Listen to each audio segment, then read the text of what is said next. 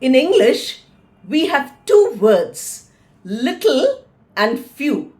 Both indicate a very small quantity of a noun. Little is used when we want to talk about nouns which do not have singular and plural. These are called uncountable nouns. But when you use countable nouns, that is, nouns which have singular and plural, you can use the form few for a very small quantity. Now you have to remember that little can add, you can add an article in front of little to make it a little, then the quantity increases. Similarly, if you say a few, the quantity increases.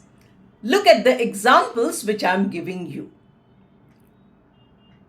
The first usage is of little without an article. That means almost nothing. It's almost a negative quality. Not only very small, but really, really small. The poor man has little money. That means almost no money. The poor man has no money, little money. Now, if you add here a little, the poor man has a little money. That means he has some money, not absolutely zero. Similarly, few people came for the function.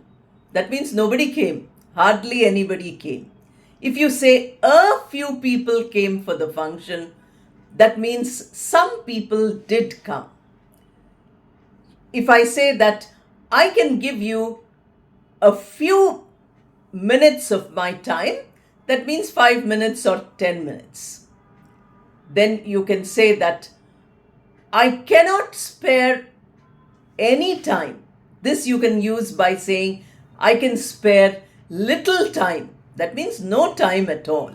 So you have to keep in mind, little and few without an article mean quantity which is almost zero. And adding an article increases the quantity to a very small quantity, not a huge one, but some small quantity.